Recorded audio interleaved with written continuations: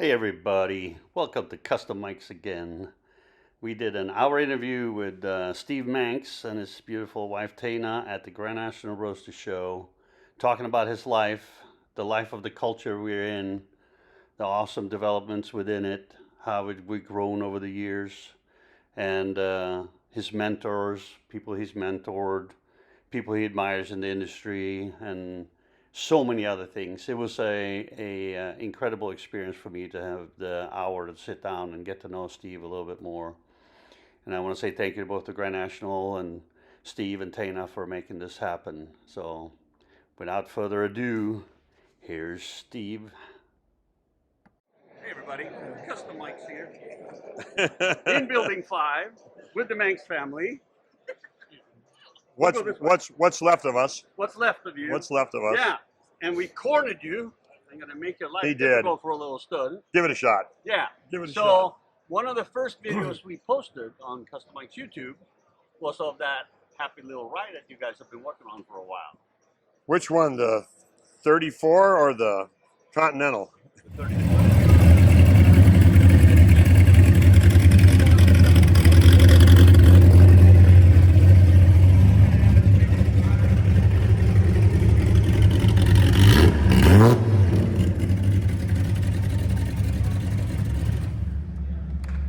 Oh yeah. Oh yeah.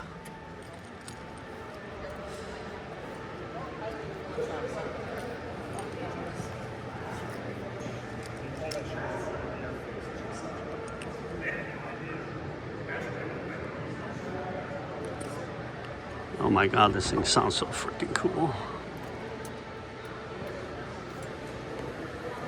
There's a proud papa sitting over there to the right on this little stand thing too. There is so much cool stuff here. Grand National Roadster Show. So, let me ask you this. How much time? Let me make sure we're in the right place, because this is not a... Make sure you get like the top of my head. Yeah. No, I just want to get it about this height. Yeah, you know? it's like I just want to make sure... Like Kilroy. Yeah. Kilroy was here. Actually, Jan Lepola, the guy from Finland, is here.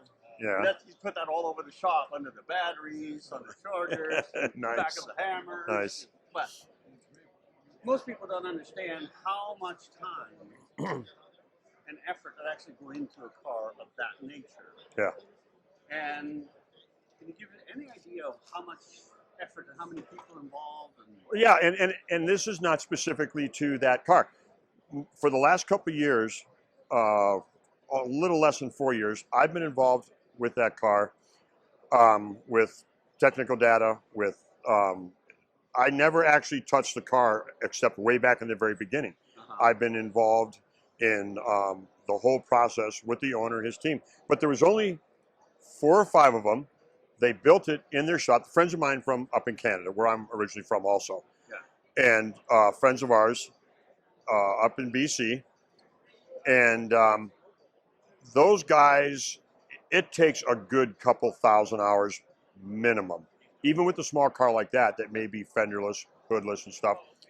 Because when you build a car like that, where everything is completely exposed, yeah, because there is no hood, because there are no fenders, every nut, bolt, and screw becomes a piece of art. Yeah, it's a piece of jewelry that's seen. Yeah. So what it turns into is, besides the art of building the car, which takes at least 2 times to do to get the finished product, usually it ends up being more, is even more not difficult, but more time involved, more consuming, because everything's visible.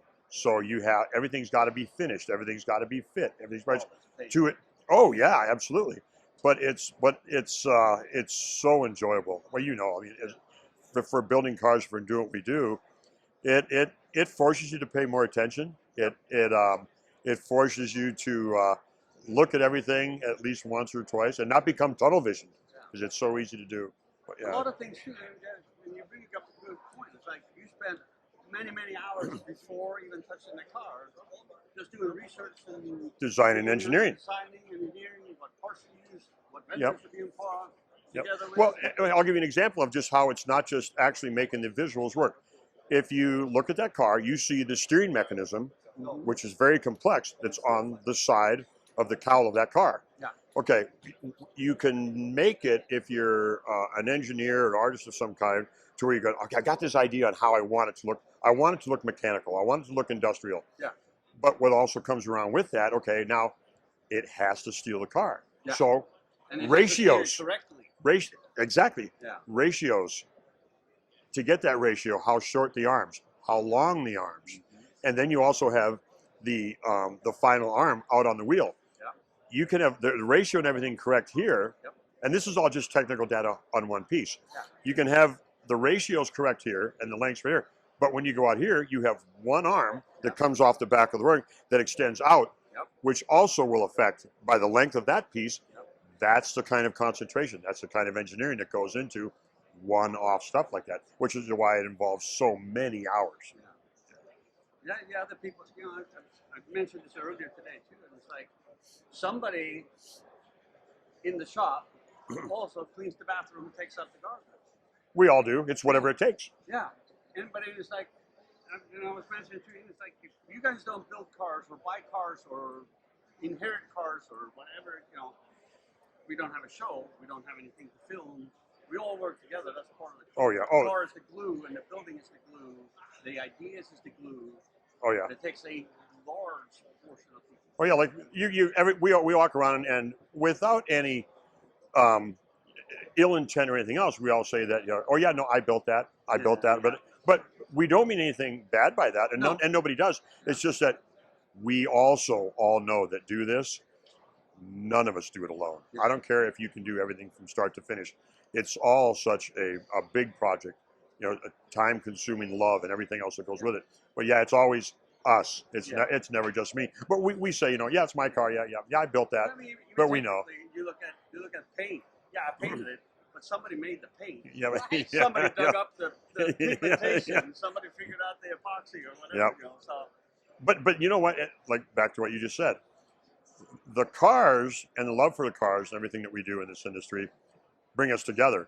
Yeah. But the relationships that are built during the building process, during the build of the car, and even after it becomes a car, and you go to shows, the community in this world is just incredible. That's what Absolutely. this show is all about. Oh yeah. I mean, I see people here that I only see once a year. Yeah. And I'm getting goosebumps right now. But Yeah. Oh yeah. Absolutely. And I get inspiration from stuff that I see here every year. And it's like, how do they do that? But you know what? You can ask yourself that question. But because of the way the car community is, we're not in competition with each other. No, We're not hiding our secrets. Absolutely If not. you or I walk to somebody and ask them how they did this in their car, everybody is more than willing to share their experience, how they did it, how they made it, and they'll show you the pictures of. This is when it was a wooden buck. Yep. This is when we first drew it on paper, Yep. and this is how we got to this. And everybody will share that stuff. We're not hiding. You know, everybody just wants to share. Luke DeLay is a Luke is, prime oh example. my Lord. Boy, pick the guy at the top. Yeah. Yeah, but I love what he did when, you know, there was all these before and after picture thing. Have you seen the one he did? What you mean, the Roadster? The little aluminum body car? Before and after picture? No, I don't think so. No. Okay, so most people put a pile of crap car picture and then a finished one at Yeah. the show, right? Yep. Well, what Luke did is I don't know if you saw the rack of aluminum sheets. Oh yes. Yeah, he did Oh yeah, before absolutely. Yeah. and Yep. after. Well, yep. And his father was the very same way. Yeah. I mean, it was, to watch his father, Marcel, do that stuff. Oh my God.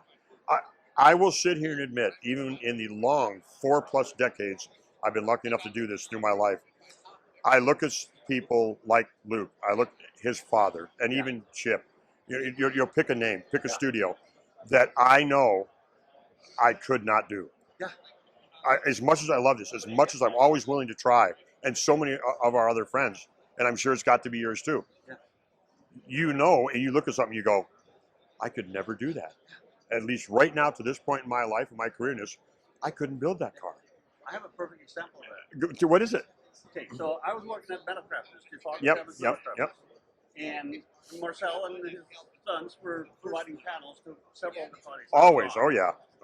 And the first example is we went out. I was working on the Christ of Faith. We went out to pick up a panel. And I got to go, which was exciting.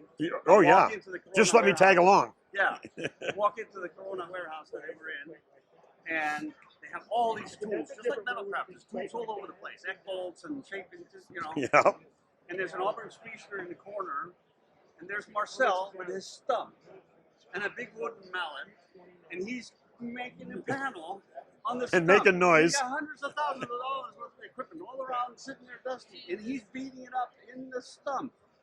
And that made me realize that, yes, tools are a fantastic thing, but it's not required. It just makes it faster and smoother. Yep. But you can still do it by hand. Yep. Now, the second one after that, I was a team leader on a project we were doing for Rolls-Royce for the Sultan of Brunei. And we were building some four-door Bentleys. We did 6 of them. Okay. I built the door aperture, the opening, between the Rolls-Royce chassis and the skin for the Bentley. Okay. You know, so all the door openings for a 4-door. And they came in after I built it and they digitized it. And then they cut it on the CNC machine out of a wooden block. And then they sent that to Marcel. And you know how an A-pillar is from the top, it's thin, and then it goes out, and it goes out. Oh, yeah, oh, yeah. Into the rocker. But it also, it's wide at the inside, and then it steps in as it comes out. Yep. So you have, those are really complex shapes all the way around. Oh, yeah. And 2 weeks later, that thing shows up and lays down in front. I'm supposed to install it in the next one we're building. And I'm standing there looking at it, and I'm like, there was no, I don't think there's more than 6 welds on a 4-door panel with all those shapes. Oh, my Lord. And I'm like, and there's not a single hammer mark. And I'm just like, I probably stood there for 15 minutes. I'm like, how on earth do they do this? Yeah. You know, and at that level of quality. Yeah. It is just absolutely amazing. And I'm not like, just like you said, I think I'm fairly decent. I'm good. I'm, you know, when I'm looking at that, I'm like, they are gods. Yeah. You know, they are gods. Yeah, we're not worthy. But that's also what creates the next level car. Oh, yeah. Is having the right people. You know, Well, you're the chef of the build. Yeah, well, if you're an old man at this game like I am, and you've watched what technology has done just in the short last, not even 10 years, I would venture to say 5, that has taken it from where an older guy like me used to do everything by hand. All the welding, all the shaping, the re-welding, the cutting. Now that technology offers so much faster, but it never stops. It keeps making more possibilities. It keeps, I mean, between 3D printing, which started out as little bitty plastic toys, that now 3D printers will make you a house. They'll make you metal. They will, it's just like, there's several companies here. Slow down for just a second and let an old guy like me catch up. But it's just amazing. And the stuff that these guys are building that have the creativity to begin with, like either Luke or like his father used to, and so many others. Like I say, you know, name a name. Chip, Troy, you know, throw a name out there. The stuff that they have already in their heads, what they now are capable of doing even farther than that because of technology, is just like I'm lucky enough to have known Chip personally for many, many, many years. And have always watched the gears in his head turn, right? Like when he gets an idea. Well, now I watch him look at these and it's like, it's up on the rev limiter. It's just like, but the guys that are capable of that type of design and engineer, it's just mind blowing with what the stuff does. And that's only the stuff that they dare talk to us about. Yeah, yeah. Yo, you don't think they're telling us everything, do you? I know. I painted a 57 Buick in Rod Powell's booth in 89 or 90, I think it was.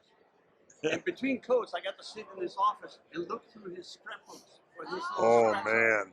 And I'm like, you've seen how some of his paint sticks that he sells? Yeah. With all that stuff on it? Those are out of his books. And I sat there in the late 80s. That was on this car. That stick was on this car. That was on his car. Oh, and I read man. through those books. He has hundreds of books where he doodles and, you know, in between coats and stuff. The inspiration I got from that was just unimaginable. And that's just what he put on paper, let alone what's still in his head. Oh, yeah. You know? And he built some of the greatest things. Oh, absolutely. That Pac-Man rod and all, you know. Yep. And what's also fun to watch people for a little while now have been like as diehard into this as we are. It has totally consumed our lives. Yeah. It is our life. Yeah. That the younger guys just don't seem to be as interested. There's not as many of them coming up. I believe that was true for a little while. But now, with the technology that all these young guys already know, Yeah. because of everything they do with these, everything else, There's a merge it's coming happening. back. Yeah. They are. These guys they're getting involved. And even if they're not building a car for themselves, they so much love the technology that's available nowadays that they go, oh, well, heck yeah, we can build that. Like, do you know Tom Speed from Salt Works out of Florida? I don't Who's know him got those? personally, Those but you yeah. seen the machines he's That- got now? Yeah, the one that does The- prints metal. Those things you can CAD something, and pardon me because I don't know all the correct terminology. I'm Yeah. an old man at this, but the stuff that Tom is doing with the machines he has, where like in 45 minutes, what used to take you literally a 40-hour work week to do, that is within single digit tolerances. Yeah. And Insane. and the way they fit together is just like the machine knows when to stop because the metal is getting thin enough to crack. Like, are you kidding me? And it's amazing. And that's what the younger guys, that's how they're getting into it. They're coming into it, but from a completely different angle. Well, once they start making car parts instead of just an item, they're so intrigued that they're okay. Well, I've created this piece, but you put all my pieces together. Look what I helped create. Yeah. Now all of a sudden they're in it. Yeah. And the younger guys are coming back. I really do believe that because of the technology. The contrast, like when I worked on Metal Crafters, when we were making panels for any of the cars, the low volume production ones. Yeah. You know, we had a 250-ton press in there, but they didn't make a metal die; they made a cast die, and they were good for about 10 parts. Thump. Yeah, and all the edges would get round, and we would have to, you know, and then we clamped them in a fiberglass mold to roll all the edges and, you know. Oh yeah, the oh yeah. backstops and all. So you talk about that whole old procedure Exactly. compared to And then, now. Yeah, and then now they're, Yeah. you know, and they can do that 100 times and it comes out exactly the Yep. same. When we have to make the mold and we have to make the perimeter to hammer the sheet metal over and all that stuff. Yep. Just the amount of time we made in some of those related parts that are never going to get used again. Yep. They would have 2 or 3 parts finished that are twice the quality of what we would. Oh yeah, You know. and not to mention just the amount of time Yeah. that it does not take to do them. Like, and these guys that have these machines, the guys that have already dove in to this technology, they can run them 24 hours a day. They can go home at 5 o'clock in the afternoon and go start, and they'll come back at 10:30 and I'll put another one in, and they can run them when they're at home, when their guys are at home, and the car is still getting built. Yep. It's just, I mean, Just it's have the cameras there watching. yeah, exactly. Have you ever been to the Default Metal Crafter facility in Fountain Valley? I've been by there so many times. I was there once, Yeah. but I never went inside. I was there once to pick up a vehicle that I can't remember. We were there with Chip. I can't remember which one we were there for. We went to pick one up, but I've never got to go in the facility. It's interesting. I mean, and again, the contrast. When I was there, you know, it was 97, 98. You know, if we had a 5-axis machine that would print the whole car. Yeah. You know, or cut a whole car. Yep. You know, and then make the wooden buck and then fill it with clay, and then the machine would work 5 days. All the old procedures. Yeah, 5 days. It would start on the bottom. And it would cut it with like a 1 and a 2 inch. But yeah, I mean, the jump lately to technology, besides accelerating everything, Yeah. I think has opened up a great door that has caught the interest from a completely different angle for the young guys that we thought we were going to lose. Yeah. And I say that as an old man in the business. No, I completely see it too. I mean, I love being part of that industry and then watching even just the 3D technology and some of the other pieces that have evolved with this. I mean, they used to get the digital information, and then we would have 9 months to build a car. Yeah, You know, and it come all floppy and everything has been cut down so fast. I mean, the manufacturers now have 3D printers. You can print the whole damn car. Yep. And Yep. you know, I mean, they're not cheap, but you know. No, but they do it with, and it's hard to say, but I love it. They can do it without having to have a half a dozen guys working crazy hours to meet the deadline. Yeah. The machine can do so much of it, Yeah. but it's still, I mean, the finished product is our hands. Yeah. But it's just the speed, the accuracy, the tolerance is just incredible. And you can duplicate it over and over. Yep. And do minor tweaks. When we do that on a metal body, it's like, oh, I don't like that shape, and it's like, oh my God, I got to make another fender. Yeah. I got to re-engineer this hinge, or Yeah, take this wooden buck and put it in the shredder. Yeah. I mean, I'm like, we did on the Phaeton, they wanted a retractable top that had a one-button thing. Sure, why not? Yeah. So the whole back end of the car, the trunk comes up and it has a flopping one of those, just like the retractable. Yep. And then the hood, the top comes up and it folds in and then down into the trunk and it comes down. And it was like, it was so tight that we had less than a quarter inch on each side in one point. Yep. And we had a full-size drawing, we had all that stuff, and we made it all in-house, but we couldn't make it go past about halfway where it locked up. Okay. And we couldn't figure it out. And then You know who you needed to call? Mike Because, Alexander. well, yeah. Yes. Okay. Or second, Will, the engineer that Dave Kindig has. Yeah. Do you know me? Yeah, I have. That guy, like Mike, Yeah. is unbelievable. Yeah. The stuff. Did you see the truck that they built? And I'm bringing this up because of technology, Down, yeah. where it went completely underneath the back. I'm sitting there watching it on TV, and I'm lucky enough to be friends with a lot of those guys. And I'm sitting there watching the episode on TV, and I'm watching Will design this thing and make it, and he's got it all working off of one cylinder from the center. Wow. And I'm looking at this thing going, you have got to be kidding me. And he took a C10 and made it a single piston retractable hardtop that disappeared into the bed, but left the bed and the cab looking like they were two separate pieces.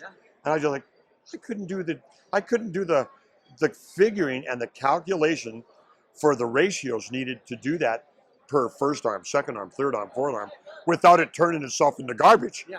And I look at that stuff like you were talking about Mike, and I was talking about Will, to have that in your head, to be able to apply with the modern technology, it's like. That's a beautiful part, but Mike actually is the one that saved the day. He actually came down. That's how I met Mike Alexander, which was another huge one for me. But Oh, I bet. he comes in and he looks at the drawings and all that stuff, and the guy that was main on the project, he's explaining the details of where it's, and he goes, yeah, those damn engineers, they don't know anything in real life. Yeah, we'll make it work. He's looking at it. He probably spent an hour or so looking at it. He goes, bend this one this way, bend that one that way, and And it's right there. Right in And his I'm head. like, right in his head. and my head's going. Yeah. And within half a day of monkeying around a little bit, he had it working. There it is. Yeah. But so there are some really that's why he's the lead engineer. Yep. Yeah, we have some absolutely fantastic people in this. And like you're saying, I get goosebumps because you have a lot of new people. Even like Janne Lapola here from Finland. He's 40 years old and are doing custom stuff all over the world. Yeah. And he's not on the edge of technology, but he's dragging the traditional stuff into the future. Yeah. And that's what's going to create the mix Yep. of the new, because I'm too old to inspire maybe the younger version, but I can inspire Janne, who inspires the next one. What I think is neat, and only from getting to be in my mid-60s now, the way that we looked at the guys that we loved when we were young, those guys hopefully, and I've seen it some, look at us kind of the same way. Yeah. But it's just it's unbelievable. Like we go do talk panels. Like we'll be sitting on the panel, me, Chip, and whoever, Alan Johnson, Tim Strange, pick a bunch of guys, and we do these talk panels because we love to do them, and we talk to bunches of school kids or just younger people. Again, we'll go do shows, and this is another thing. The reason I bring it up is this is another thing that makes me believe it's not going to be thinning out as much as some people are worried it will be. We go do these things, Mike, and we go to some of the big shows in the big cities to where the show promoter will go to all the local high schools. We'll have 1,000 kids sitting there listening to us, including girls. Yeah. And you never know who you're going to like to find. Oh, no. I'll give you a real quick. This is a great story, and I'll give it to you. It's a personal one for me. I was in Chattanooga, Tennessee, doing World of Wheels with Adam and who's shows in Tennessee. Who owns Chattanooga? Sonny McLean. Sorry, Sonny, dude. I've known you forever, and I went blank on your name. We went there and we did one of those talk panels to a room full of all the kids from all the local high schools. After we were done, we go out and we hit the floor and walk around the floor. And this young girl, 16, 17 years old, comes up to me, and she knew me because of some of the stuff I've been lucky enough to get to do and doing TV and that. She stood there and talked to me longer than any student, male or female, ever did. And her heart was so into this, and she was asking me questions, and it just completely blew me away. I loved it. I must have talked to her for at least a half an hour, and she was so into the whole process. And oh my Lord, it's so good because you go out and you offer yourself to do this kind of stuff, and when you get people that genuinely come up to you, especially the youngsters, which anybody younger than 40 is a youngster to me, but and there's so much raw enthusiasm in them, and you just like, wow, that whole thing was worth it. The time, the whatever, and they come up and they talk to you and they thank you, and I mean, it's just, oh yeah, we're going to keep doing this. It's unreal. Oh my God, is it ever? Because I had like everybody, I had a couple of guys when I was coming up, a lot of guys that I worked with, and I don't know if this is a familiar story or not. Maybe you can add to this. When I was in my early 20s and actually just getting going because this was going to be it, this is what I'm going to do. Most of the guys that I worked with back then were 20, 25 years older than me that I was learning from. They gave me chances because they believed, okay, Mank's for real. And they gave me opportunities. And actually, you created the opportunities that they gave you. But they saw that they saw the value in it. Oh yeah, they like I was actually going to do it. Well, now here I am. I'm in my mid 60s, and I am seeing the same thing. People are actually interested, even though it may be old processes from the same guys now in the next generation. It's like, I love it. I absolutely love it because none of us want to see this die. No. None of us want to see this go away, and I really don't think it is. Like, go outside and walk around the show that we're at right now. I was so blown away this morning. I mean, I'm into customs. Oh yeah. And there's more chopped ups out there than I've ever seen before. Yeah. And I mean, welcome to Southern California, right? No, but the thing of it is, that's a really difficult thing to do for most people to understand it from a three-dimensional standpoint. Oh yeah. What happens to a car when you cut the pillars out and all the angles go haywire, and you have all the insides and the outsides and the pillars and the reinforcements, and and then you have the glass and the trim and Yep. completely overwhelming project for most people. Oh yeah, and well, in all the raw termination you just went through in our process of doing that, unless they would not understand the complexity of all of that to take, which we all know, a 50 or 51 Merc to that. Yeah. They see it afterwards, but the geometry to take that car and make it look correct, where you go, that's really, really nice to, I got to do that over. It's just incredible the amount of engineering, artistic ability that it takes to do it. Too, like, there was actually somebody commenting on one of the things I did, do the best you can with what you have. One of the things I always and it used to be, there wasn't a lot. You were stealing sheet metal off of another car because you weren't going to use it. Yeah. Or you were taking pillar post shapes and ideas off of for windshields or even a B pillar because you had it and you weren't going to use it. And we actually used pieces off of other cars. All the time. But you learn, and the first one may not be as good as some other people. The oncoming, yep. But you know what? The next one's better, or you redo it. I remember when I built this car, I did these doors, the door frames, 5 times. That's all? Show off? I didn't know how to do it, so I did the best I could. And then I sat at the show in primer, and I looked at somebody else's door, and I think I bought 6 sets of doors just to cut the frames off and make it. Oh, yeah. Because I didn't understand sweeps, I didn't understand harmony and all that type of stuff. Oh, yeah. Make it flow. Yeah. But I learned, I made the mistake, I put it out there, and then it's like, I'm sitting next to another car, it's like, that doesn't look good. Yeah. I should have done better. Yeah, but the key of it is don't paint the car right away, drive it in primer for a while, because then you can cut it up and you can fix mistake stuff. Yeah. Oh yeah. Absolutely. You know, Absolutely. but that's also part. You have to allow the younger generation to have that series of mistakes, Well, so that they learn and it stays. and that kind of opportunity to learn comes from a big thing, which is, tell me how often you walk around a show, a shop you get invited to work at, or at your own shop, whatever, to where, have you ever heard another car guy tell another car guy, literally, that, you know, no, it won't work. No, no, no. Nobody's standing around telling people no. Yeah. Everybody wants to figure out how to do it. How can I help? Look, I know it's your car, but think about this. You might want to try this. Everybody's always willing to help. Very, very few times will you ever get told, somebody like, they won't do it because they got told no. It doesn't happen. It does not happen. John had just chopped a 40 Chevy, I think it is, and then I went to chop the 39 Olds, and they're very similar. And Yeah. he chopped it differently than I normally do, but it looks better than what I did.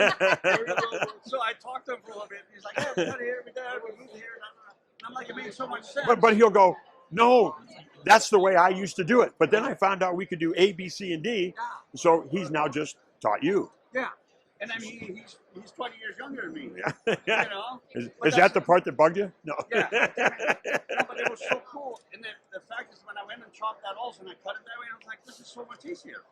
Yeah. And I was just like, why did I not do that? But that's what I mean about car guys. They're always so willing to share. They don't keep it secret because they don't want you to know. Everybody's more than willing to share. So Thank you. we're not taking too long, are we? No. Oh yeah, no. That's why I like doing this stuff, because hopefully somebody online will watch it, whether it was me or whoever it was, talking with you, and go, you know, that they go, yeah, I actually have been treated that way. Yeah, it actually is that free and that willing, and he's right. The guys that I talk to, and that's what we need. I mean, And that's the other thing too. It's like, don't be afraid to ask. Oh, no. Ask somebody. If Yep. you admire the work that they do, go spend some time with them. I like when I started to learn photography, I sent the note to Randy Lorenzen. You know, hey, can I take you to lunch? Name dropper. Yeah. Okay, but you know what? I went down and I said, any restaurant you want, I'll buy you lunch. Give me an hour. Yeah. And he took me down to a place on the pier down there, and we had a really nice lunch. He talked to me for 4.5 hours. I don't think we can do that. No, I know. but then he goes, oh my God, I'm taking up your whole day. I'm like, can I teach you something? You want to know about f-stops and this, that, and that? Yep. I'm like, he told me his entire life story, how he became who he is, and all this struggles and all that stuff. And I'm like, that was worth more to me than any other story. Absolutely. Or any f-stop or any school. Well, tell me this. Have you ever sat in front of a car that you built, that you owned, or that you helped build, and somebody came up and asked you a question? Have you ever in your life gone, Jesus, dude, not now? Never.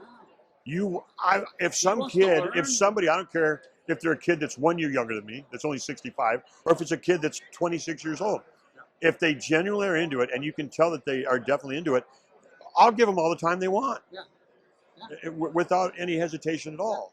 I invite them to the shop if they want to. You know, I had yesterday somebody came up and said, "You did that shop?" I'm like, "It's at the shop. Come on down.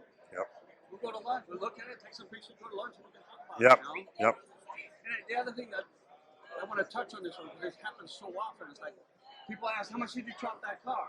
Oh, 4 and 6, but that's not the answer, because all cars are different. Right? You know, you have a Chevy and a Ford next to each other. They might be off by 2 inches in height on the glass compared to each other from the factory. And if you do one that's not so tall and you cut 4 out of that one, it's going to look stupid.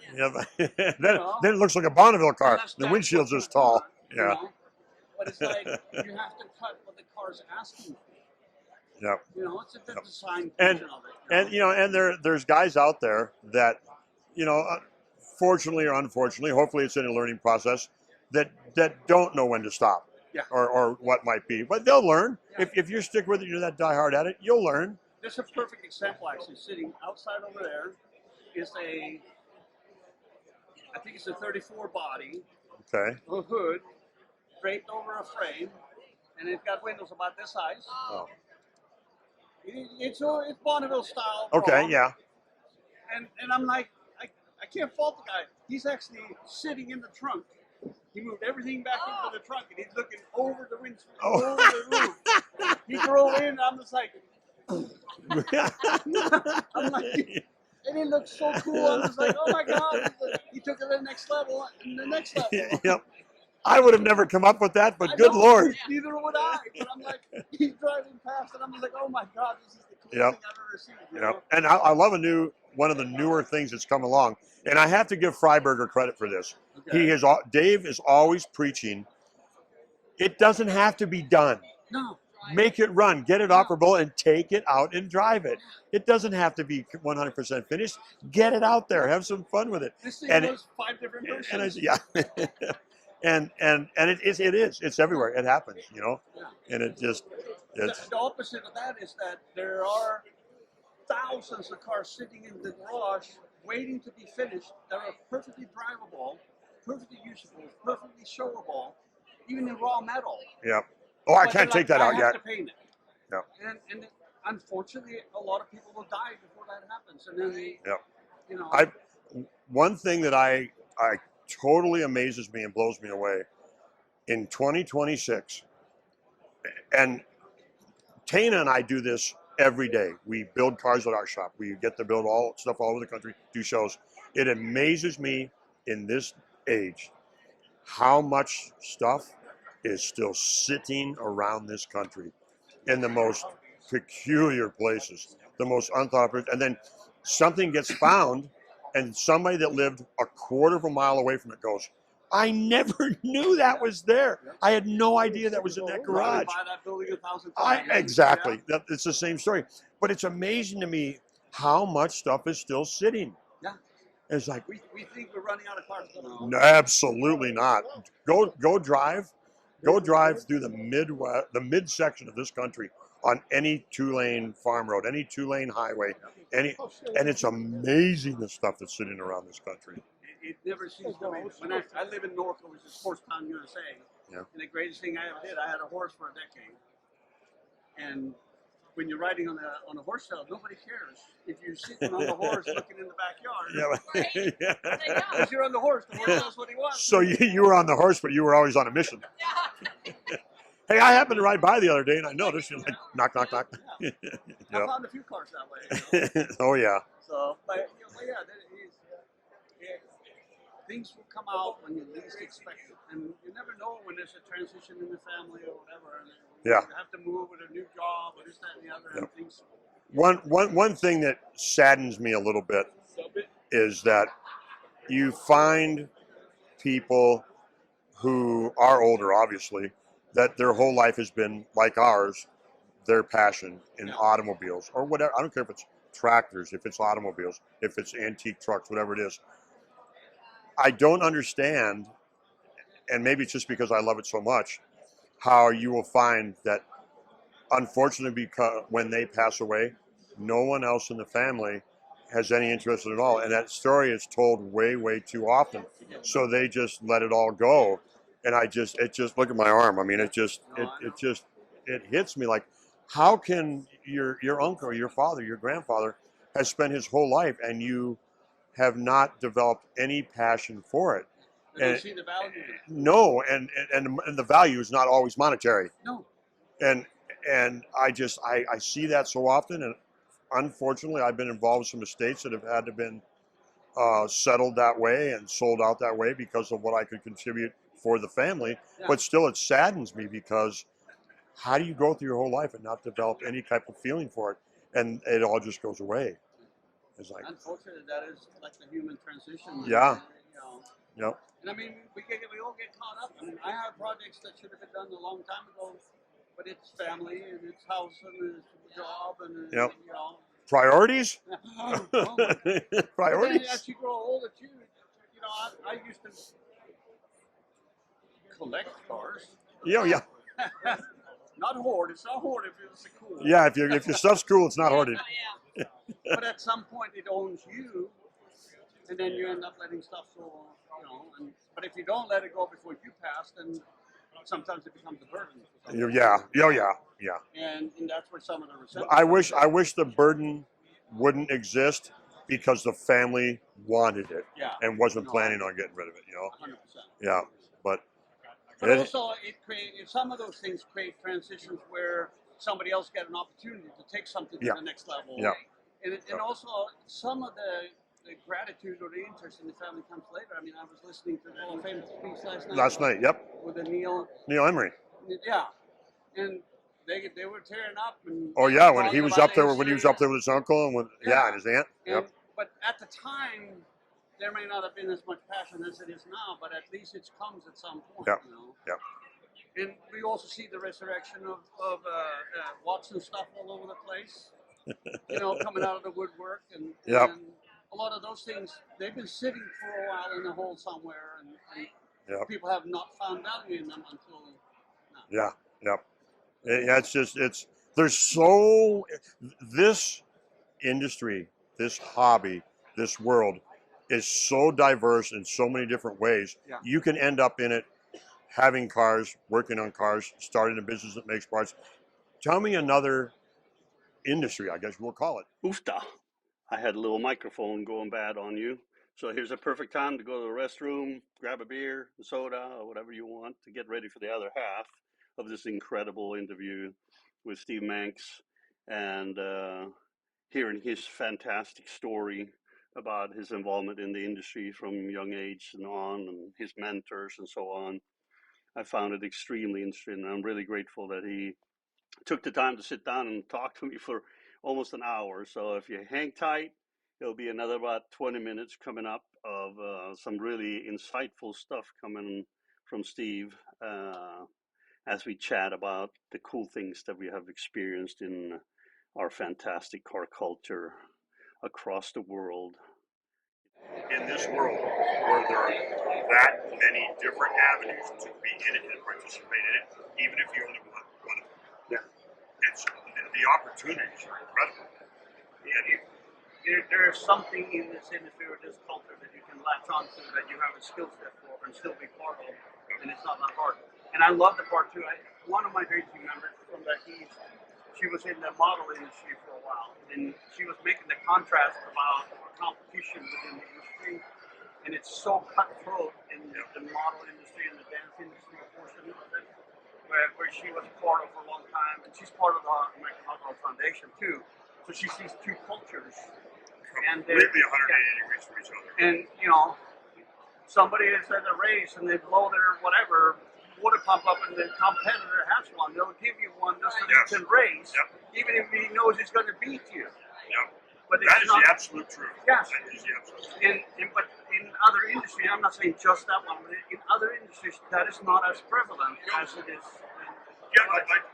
If you could right now, name me a small handful of industries that parallel what we do as far as generosity, human kindness, willing to help, willing to lend whatever's needed.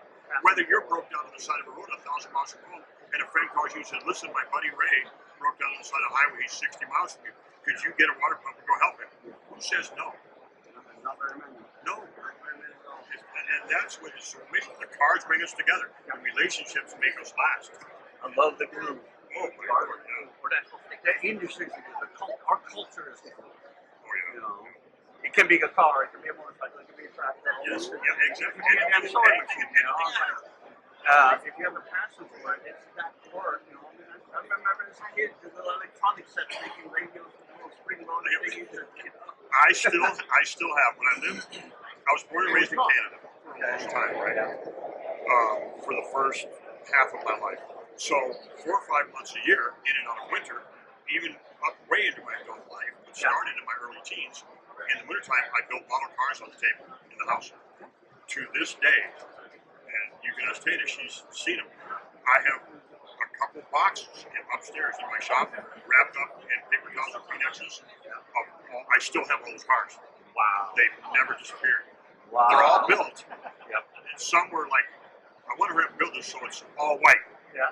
But I have other ones that are completely detailed and painted. I still have every one of those 125th scale cars that I built in the first, not even 20 years of my life. You want me to give you a contrasting story? Yeah. You can put M80s in and blew them up. when I was 11, I broke my neck. I was an idiot on the moped. And I broke my neck at C2, so I was in the hospital in a stretcher thingy. And my dad brought me models to build. So I built all kinds of stuff with the glasses, the prism glasses. I could look up and then see. Oh, are you serious? Yeah. So I built models. The only problem is that when you move the hand from this side to this side, when you see it, it goes the other way. So it took a while to learn to work up and backwards, but I built a bunch of models. So now you're ambidextrous. Yeah. I suppose. Are you really? Yeah, kind of, sort of. Oh my God. He was really cool. So I built a bunch of models and hung them around the bed in the orifice place that I was at. But then when I got out and learned to walk again and all that kind of stuff, all the models were home. And then one day my dad is an aircraft engineer, and I built a lot of planes. And then we were talking, and he said, "You fly those, you know?" So he helped me balance them out, little lead weights and stuff. And we melted a little spike into the front of them, and then we cut up some bicycle thingies, and then we flew them across the yard and stuff. It was pretty cool, right? And then that evolved into, hey, we can flow it across the street, and we can put an M80 in them, and then halfway down they'll explode. You know? And yes, so I don't have my collection. Yeah. But it's funny how I knew where you were going to go Yeah, with that. Because like I never said I never did that. I just But even so, even those cars were planes. That is still the glue. It's that process of building something and sharing the stories and all that stuff. And I mean, even mixing paint for those things and like all kinds. And with the glue bottles open, not thinking that like, wow, we need to open a window. Never even crossed our mind. Oh, the things we do. But I mean, you see it here too. It's like when they roll around with their kids' strollers and stuff. Some of those things got more money in them than people having their daily driver. Tie it together. Well, what's funny is like the stories that we're sitting here telling. Grab any guy out of the aisle. Yeah. And they'll pick up the story and connect with it immediately, right where we leave off, because we've all done the same stuff. It's and so it's crazy just the things, how parallel the stories are. Oh yeah. I mean, even what got me, Michael Alexander, I'd never met him in my life until Metal Crafters. And I come in one morning and he's standing in front of my toolbox, and on the toolbox I had a plexiglass piece with some pictures of stuff I'd done. And he's standing there looking at the pictures, and I come in and I'm like, I carefully approach and unlock my box. And Mr. Alexander, is that okay? No, but he's like, yeah. I'm like, did you do this? And I'm like, oh crap. And I'm like, yeah, that's mine. And he's like, oh my God. He's like, can't you believe it? Look at, we both started the same way, and look at where we're at now. And I was just like, yeah, like that could have gone in any direction. I'm sure glad it was. I know, but those are inspirational moments that are just unlocked. One man who, and there's been many. I don't mean to cut nobody out. I don't mean to miss anybody, but one man who gave me more opportunity than anyone else. His name's Chris Dixon. I started building stuff and doing stuff with Chris when I was in my early 20s. I'm now in my mid 60s.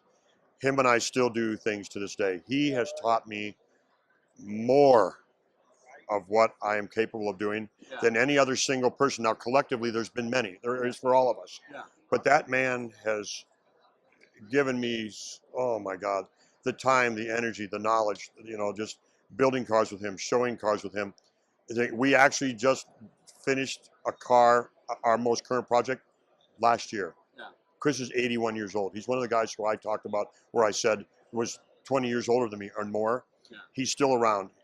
At 81 years old, he still builds cars in the same garage that him himself and me also, and I for him, built in the 1980s. And he's still doing it. But that man, he's the guy who has taught me more than anyone else, even though there's been many. Yeah. And he's still doing it. Like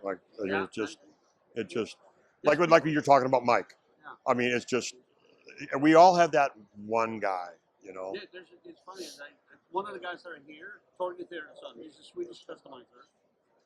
And when I was 15, I drove by his shop to go to a girl's house, like an hour and a half from my house. And I drove by his house, like, I don't know. All the time. 50 times. And there was never anything there. And then one Saturday I come in and the whole yard is full of custom cars. Really? And I'm like, she's going to have to wait. And long story short, I ended up going there on a regular basis to just hang out. And then they eventually started teaching me stuff. But one of the things he had was an old 76 El Camino where the bumpers just stick out way too far. And he wanted to make a little transition piece. And he wanted to teach me some sheet metal stuff. And I managed to take a sheet that was about this big for a transition about this big. And use the whole thing. Like, cut it down like this so it has that same shape. What was his name? Who was this guy? Torgny Theodorsson. So he was like an early... Oh, he built one of the first lowriders in Sweden, and one of the first Customs, and one of the first chop tops, and all those type of things. So he was a pioneer over there. Okay. You know, and he was actually part of the Wild Bird build. You know, the restoration of the Wild Bird that was built in Sweden by Gallman. But the reality is that I took that big sheet, and I managed to make it into pieces about this size, and make him really mad because I didn't understand what he was trying to do. But the process of learning with him was so inspirational that he's still with me here 30 years later, well, 45 years later, and now I'm helping him. With, you know, getting stuff home. But his reaction to you screwing that up was not don't come back, kid. He was grumpy, but he still taught me how to do it. And Chris, the guy that I was just talking about. Yeah. Oh yeah, he nailed me a few times, but it was, you took it because it was a learning process. And like, he was like, oh yeah, he's right. You wouldn't tell him that, but you go home at the end and go, God, he was right. You know, and Rod Powell's the same way. When I painted that Buick, you know, I'm like, hey, Rod, can you help him with this? And he looked at me.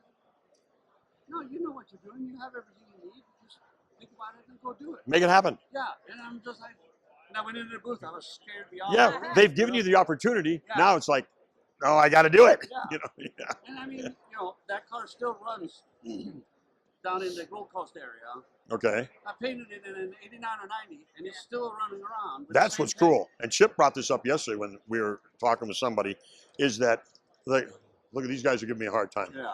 But that also comes with what we do. Yeah. All our buddies giving us a hard time. Yeah. But Chip says it's so rewarding. Like even when Chip worked with Sam, his dad. Yeah. There are vehicles here at this show that either Sam did alone or Chip did in the beginning when he was a teenager before the art school and everything else with his dad. Yeah. Those things are still alive. Yeah. They're still out there. They're still here. And we were talking about some of that stuff yesterday. And that alone makes it emotional, especially when you're talking about someone you built with. If you can say that you've done that with your dad, oh my God, you know. And unfortunately, I did get to do that just a little bit with my dad, because he passed away early in life. Yeah. But he was a car guy. You know, he got married, he had us, he had mom, we had a whole family. So it went away from him for a long time. Yeah. But when I started getting into cars when I was 15, 16 years old, he got back into it just a little bit, and we goofed around stuff and put glass packs on the family station wagon and all this kind of stuff. But then he came and worked, him and my mom both came and worked with me when I did a lot of television and movie cars back in the 80s and 90s at the shows and ran the booth. So we got to come back into it and developed a good bond. But that's a completely off the wall story. But there's so many of those stories because of the availability for opportunity is endless. Just let yourself be part of it. It's not always about, well, yeah. And I've talked to young guys, unfortunately, and if you guys watch this, if you younger guys, and by that I mean anybody under 50, it doesn't always pay right away. It monetarily, it doesn't always make enough to pay the bills. Sometimes you won't get paid at all, but make yourself available for the opportunity, because what will come, and I am a living example of that, what will come after, if you show someone what you're willing to do, what you're capable of doing, will bring opportunity that in the long run, if this truly is your passion, will more than pay for itself. Don't think of everything as, well, I got to get paid this much to do this. And unfortunately, it's out there. And some places, unfortunately, it's true, they have to get paid. But figure out a way to make it happen. Take the opportunities. Take what comes in front of you, even if it doesn't pay like you wish it would. Because what can come out of it by what you can learn, what people are willing to teach you, is just unbelievable. And I am a living example of that. I mean, most of the people that I know that have been successful in life are telling me don't chase the money. Nope. You know, Let it come. Become the experience that people Yep. want. You know? Yep. And the money will come. Yep. I have, Serve because the community, serve the people that are around you the best yes, way you know how. yes. While building yourself up. Yep. And Yep. your skills. And what's amazing is like most of nowadays there are a lot of because of the level of competition um, in our industry. There's a lot of very wealthy people in this in what we do, which we're all grateful for, and they're all great people. They're all car guys, and it's just most of our very wealthy friends, because of what we do, they're the ones that can pay for what we do. Yeah. If you ask 8 out of 10 of them if they had any higher education, the answer is no. They were out of high school, they were self-made, they were determined, they worked, and they're all self-made people. And it's just amazing. Like, no, this push, and I mean nothing derogatory by it, to get everybody to go to college. It's not necessary. If you're good with these, if you can get into a trade, pick a trade, pick 2 trades, pick 3 trades, whatever, you don't need it. Some of the best people I've ever met in my life, in my 60 plus years on this planet, have had no higher education, including myself. The only thing that got me out of bed in the morning in my junior and senior year of high school to earn enough credits to graduate, I purposely scheduled my shop classes for first and second period.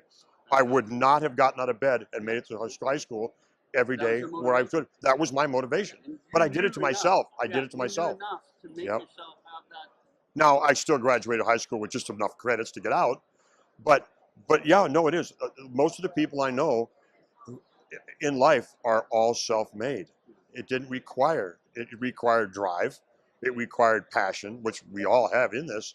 And it's just, it's amazing what you can do. Most people's, and I don't want to get philosophical, everybody, but most people's problem is self-imposed limitation. They say no to themselves before they take the opportunity. And that's a shame. I really would love to, Mike, I'd really like to come and work with you, but I can't leave this city. I can't move 200 miles away because all my friends and my family are here. So they put these and that's just an example, but they put so much self-imposed limitation on themselves, they rob themselves of so much opportunity. And it's just, I wish people would take more chances. Well, I mean, people don't think about mistakes the right way. A series of mistakes turns into experience. Yep. I don't ever want to work with a guy who will stand there, and it's a lie, that I can do this. I've never screwed one up. No, I want to work with the guys who have screwed it up and figured out why and figured out how to fix it. I will take that guy any day over someone who preaches to me how they've never made a mistake. I want to see the guy who's got the hands like I've got, that are scarred up, that are worked and everything else, because that guy he's got determination. But don't hit the thumb with it. Yeah, and watch done it 10 times. Yeah, on one project. Yeah. But yeah, I mean, don't and girls, don't impose these limitations on yourself. Give yourself the opportunity to fail, to do it, and it's just, I'm getting philosophical. I'm going to shut up. I know. But I think the whole thing is philosophical. Yeah, but it is. I mean, it allows so much opportunity if you allow yourself the freedom to take it. If you don't put no on yourself, there's so many giving people that allow you the opportunity to succeed. It's unbelievable. I mean, most people just are afraid to reach out and embrace the opportunity that is right in front of them. Yep. Take the opportunity. Screw it up. Yes. The people out there in our industry will allow you to screw it up. There's another piece of sheet metal. There's another piece of glass if you cut it too small. It's not like you screwed up the only one. Now what am I going to do? I'm going to get fired. No, they will allow you the opportunity. Go out and mess it up, but learn how to do it. And that's how a fool like me did it. I screwed. You should have seen me learning how to weld when I was. That is the correct. I say that because I know it. I'm more of a grinder than a welder. Well, thank God I'm not anymore. But yeah, I learned how to make it sound like perfectly cooking bacon. Yeah. It's not setting it to the thing. No, You're it's just hearing it. yeah, yes, exactly. you're- Well, Tana, she works in the shop. My wife works in the shop with me every day. It's her and I 7 days a week, unless we're out doing this in the shop every day. And she's a hell of a hand in the shop. I'm now teaching her the basics of wire feed welding. Oh, So fantastic. but she understands them. Make it sound like bacon. Yeah. Keep it as smooth as you can. You know, slow it up, speed it. You know, and but that's fun for old guys like me to teach people how to do it. Yeah. The 39 we're working on, he actually got a laser welder. Oh, have you ever messed with one of those? No, I haven't. I haven't either. I'm wondering whether or not they're crap or not, whether it's bull or whether it's for real. Yep. So with the 39 that I'm trying, Yeah. you know, I have screwed it together. Oh, yeah, no I kidding. did sleeves and the screws, so that when I get up to them the next time, we're going to do the laser welder thing for a practice on that. Nice. You got to shoot some video of that. Yeah, we will. Oh, you got to definitely shoot some video of that. And then you can go, hey, Mank, it actually does work. Or, you know, really. So I'm pretty excited about that one. My friend Sergio is like the COE king up in the Central Valley. Okay. We were talking about collections. You go into his yard. And Oh, you kidding? You got a whole bunch of them? oh, my God. He's Really? Like, yeah. Oh, I can't go there. I can't go there. Actually, there is, if you go to Customikes YouTube and you type in COE Heaven. Like the first one? You get to walk of his yard. Oh. What? COE. Yep. I'll ask you a question. Of all the stuff that you and I and so many others have been fortunate enough to do with our years in the industry, all the stuff you built, been part of and everything, one car either have had or have not had the opportunity to have. If you had one car, what would it be? The next one. No. I mean, you got to tell me a body shop where something that even from the beginning has always been a car you've wanted. Like, I'll tell you mine, but you got to tell me yours. People come up to me because of everything that I've been fortunate enough to do, and I get asked a lot. Okay, Steve, all the stuff that you've worked on, all the stuff that you built, what's one car that you would personally love to have? And when I say this as a diehard North American car builder, I would love to own, but it's out of my realm, a 56 Gullwing SL. A Gullwing. Gullwing. And people go, are you serious? I go, okay, because I build cars.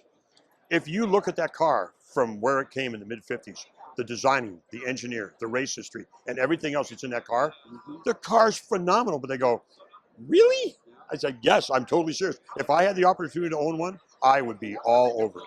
And people, and it surprises people, and I get that, but they figure I'm going to say something that's either a sled or a custom, or even a rod, and they go, wow, you're serious? I go, yes. So now what's yours? That's a tough one, you know? Even if you've already built it, that's what I mean. Even if you've already built it, even if you own it. I'm building it right now. Okay, what that is? It's my mobile wagon. Oh, no kidding. The delivery, you know. I actually built it when I went to trade school. I told my teacher after being in there for a couple months that, you know, shaving the door is the same as that station. Chopping the top is the same as that station, that station, that station, and that station. You know, doing it from 2-door to 4-door is the same as that station and that station. And I worked on them for months. and finally he relented and said, okay, bring the car in, but if you don't finish it, you get an F and you need to take care of it. Oh. So I chopped it, to the converted, and it already had a Mercedes front end, and we shaved all the lights and, you know, sunk everything in and all that Okay, stuff. yeah. And I finished it, and then we got stipendium at the end of the year for our accomplishments in the school. Which was How many years ago? When was this? This was in 77. Wow. And, wow. Unfortunately, you know, I brought that car home in raw metal, and then I came here on vacation. And while I'm here, my mom and dad divorced me. Unfortunately, they had the war of the worlds divorce, and they sold the house and they bulldozed it, and they don't know where that car went. No kidding. While I was here, so that's why for the last 30 years I've been buying parts for it. I've scrapped like 5 cars for the parts. Yep. And then eventually addition number 2. And this is like the mini Merc wagon. I actually turned it into a 2-door phantom delivery of a 51 Merc. Okay. 3/4 scale. But that is, you know, I'm rebuilding that one, and that's the one I want to. Okay, cool. No, that's good. That's good.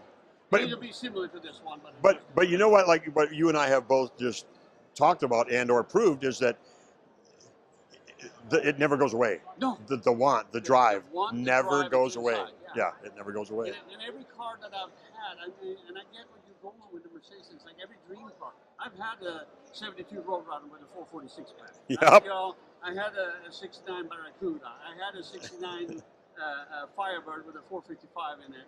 You know, I had a 64 Fairlane tail dragger. You know, in purple metallic with a white tuck and roll interior that throws like. You know, so when I say the next one, it's a transition of all that. If you could carry the rest of your life and buy those gold wings or whatever those things are to enhance your life, if you get a series of your life gets even better. But it never stops. Once you get that gold wing, there's another one out there. Yeah. Because you get used to it. Yeah. Yeah. You know? Without a doubt. Without I a doubt. actually had an opportunity to work when I first went here in Burlingame, and it is an amazing car for its era. Oh my God, the engineering and design in that car, and